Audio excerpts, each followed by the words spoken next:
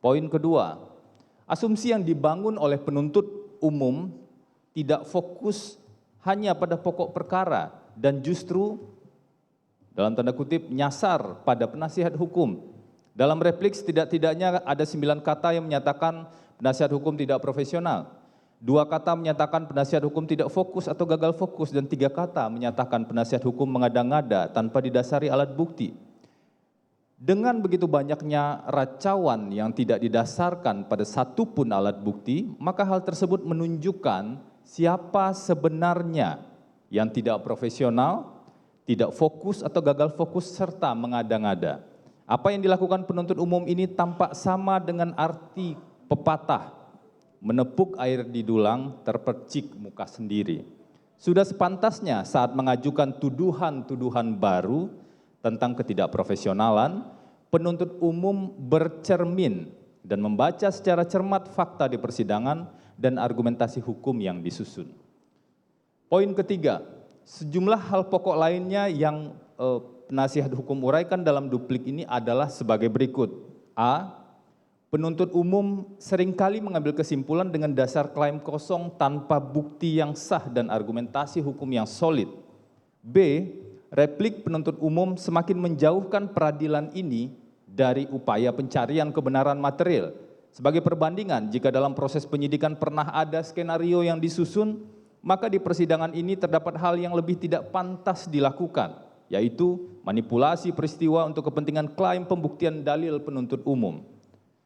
C. Penuntut umum tetap mempertahankan kesalahannya serta melanggar prinsip unus testis nullus testis dengan tetap memaksakan menggunakan keterangan saksi Richard Eliezer Puduhang Lumiu yang berdiri sendiri, tidak berkesesuaian dengan alat bukti sah lainnya, dan bahkan terbukti tidak konsisten dan berubah-ubah di berbagai tingkat pemeriksaan perkara ini. D. Penuntut umum tidak konsisten menggunakan bukti poligraf. Dalam beberapa pembuktian peristiwa terlihat jelas penuntut umum hanya mengutip sebuah bukti jika dianggap menguntungkan, dan sebaliknya, sekalipun sebuah bukti valid dan berkesesuaian akan diabaikan jika dianggap tidak menguntungkan. E. Penuntut umum tetap menggunakan alat bukti yang tidak sah karena perolehan alat bukti yang melanggar hukum berupa pemeriksaan poligraf terhadap terdakwa yang melanggar Peraturan Kapolri nomor 10 tahun 2009. F. Penuntut umum tetap bertahan dengan ilusinya dan menutup mata terhadap 4 alat bukti yang muncul di persidangan yang membuktikan adanya peristiwa kekerasan seksual terhadap terdakwa yang terjadi di Magelang pada tanggal 7 Juli 2022. Bahkan penuntut umum berhalusinasi dengan tuduhan baru seolah-olah yang terjadi bukan kekerasan seksual ataupun pemerkosaan.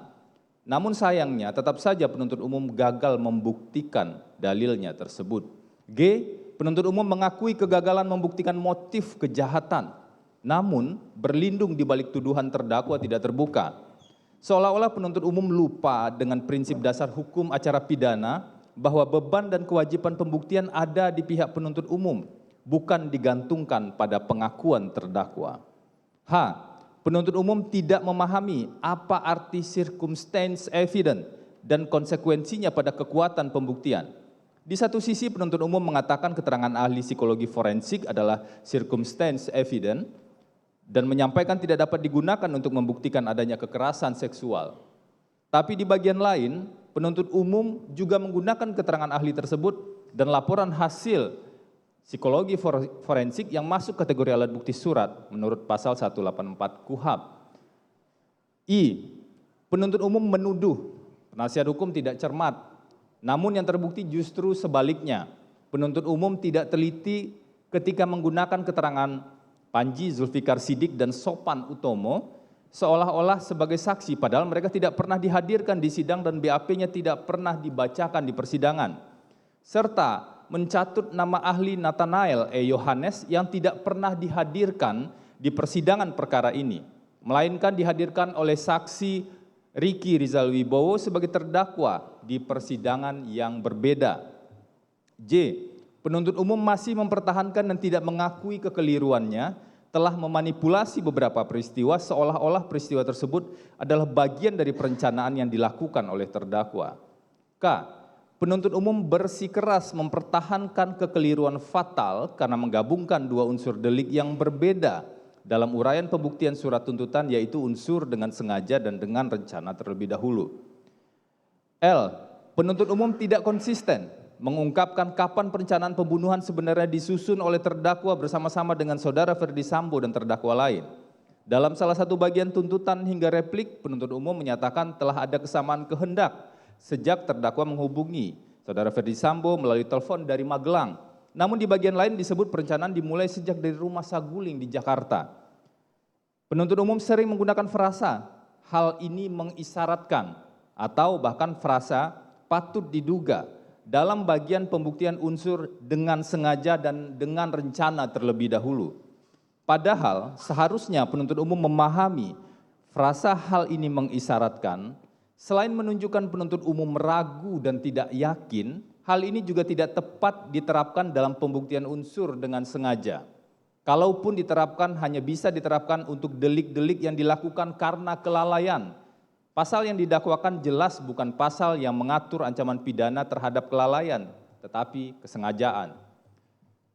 Penuntut umum gagal menganalisis runtutan kejadian peristiwa dan waktu yang ditunjukkan oleh bukti CCTV, khususnya CCTV rumah Saguling, terkait jangka waktu saksi Kuat Ma'ruf yang hanya berjarak sekitar 3 menit sejak naik lift bersama terdakwa hingga terlihat di CCTV telah turun di tangga lantai 1 di samping lift.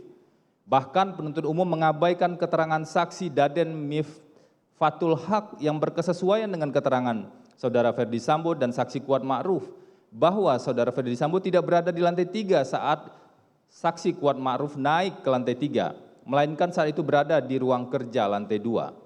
Demikian pula penuntut umum mengabaikan fakta-fakta bahwa pada saat saksi Kuat Ma'ruf naik, terdakwa belum menyampaikan kejadian tentang kekerasan seksual di Magelang pada suaminya, saudara Ferdi Sambo. Bahkan pada saat itu saksi Riki Rizal Wibowo dan saksi Richard Eliezer Pudihang Lumiu belum satu pun yang dipanggil ke lantai 3 kediaman Saguling. Kegagalan penuntut umum ini diperparah dengan tidak cermatnya penuntut umum mengutip keterangan terdakwa di proses persidangan. Penuntut umum tetap bersikukuh mempertahankan paradigma berpikir over patriarki saat menyebut terdakwa menggunakan pakaian seksi, pakaian yang tidak pantas sebagai bagian dari skenario adanya pelecehan seksual. Dalam konsepsi kekerasan seksual, pembenaran atau bahkan double victimization seringkali berangkat dari cara berpikir yang salah kaprah seperti ini. Seolah-olah menyalahkan korban yang berpakaian seksi dan membuat definisi seksi tersendiri yang tidak pernah dibahas atau disampaikan saksi atau ahli manapun dalam proses persidangan ini. Penuntut umum merasa benar sendiri dan tampak sangat terganggu ketika dalil-dalilnya diruntuhkan dengan bukti-bukti dan argumentasi hukum yang kokoh. Sikap merasa benar sendiri ini terlihat dari tuduhan terhadap penasihat hukum yang seolah-olah berkontribusi menyembunyikan informasi sebenarnya bersama terdakwa. Padahal sebagai advokat, penasihat hukum sejak awal berkomitmen menjalankan tugas dan fungsi mengacu pada undang-undang advokat. Dan bahkan penuntut umum sendiri juga tidak mampu membuktikan apa informasi yang disembunyikan tersebut. Sikap merasa benar sendiri tersebut tentulah tidak tepat dan tidak pantas dipertahankan dalam sistem peradilan pidana yang menghendaki seluruh bukti, dalil, argumentasi diuji secara objektif dalam proses persidangan. Dan pengujian tersebut wajib melibatkan dan mendengar secara seimbang dari sisi penuntut umum ataupun penasihat hukum dari terdakwa. Kami juga sangat menyayangkan perkataan-perkataan penuntut umum dalam replik yang terbaca tidak menghargai profesi advokat yang sedang dijalankan di persidangan ini. Ketidakmampuan penuntut umum membuktikan sebuah peristiwa justru dilimpahkan pada asumsi yang keliru. Seolah-olah penasihat hukum terdakwa, saksi Riki Rizal Wibowo dan saksi Kuat Ma'ruf adalah orang yang sama. Selain faktanya keliru, dalil tersebut juga merupakan dalil yang dangkal, semata-mata untuk menyembunyikan ketidakmampuan penuntut umum dalam membuktikan dakwaan dan tuntutannya. Poin-poin pokok di atas akan kami uraikan secara lebih rinci dengan dukungan bukti fakta persidangan, peraturan perundang-undangan, doktrin hingga jurisprudensi pada bagian lebih lanjut